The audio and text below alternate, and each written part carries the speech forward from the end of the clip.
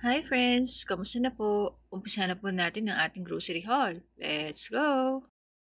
Papakita ko po sa inyo ang mga nabili natin sa S&R, pati ang mga presyo.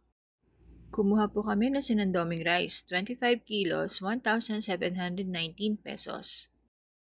Kumuha po kami ng dalawang 25 kilos. Ang next item naman po, cat food, 969 pesos. Kailangan po namin mag-stock ng cat food dahil meron po kaming 3 alagang pusa. Bumili rin po kami ng pork country style 5 kilos, 1,746.53. Karamihan po sa mga items na kinukuha namin ay pangmalakihang bultuhan sapagkat ini-stock po namin ito. Kumuha rin kami ng dalawang lechong manok, 269 pesos each. Malambot at sakto lamang ang alat ng chicken nila. Kumuha rin kami ng wash sugar, 164 pesos ang 2 kilo nito.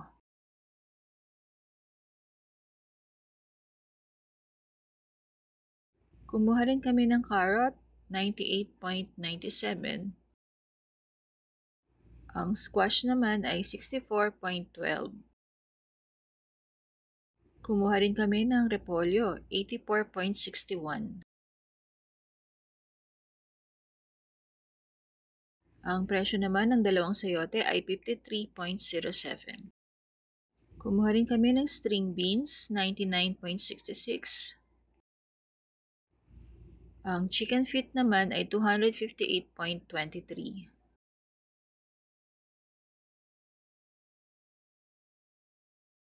Kumuha rin kami ng pork, 668.30.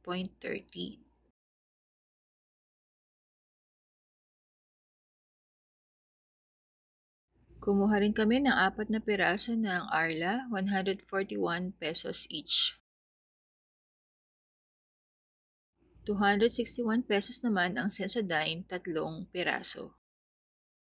Kumuha rin kami ng Dove soap sa halagang 379 pesos, 6 pieces. Kumuha rin kami ng dehumidifier, 144 pesos. Nilalagay po namin ito sa aming mga cabinet para maiwasan ang molds o amag.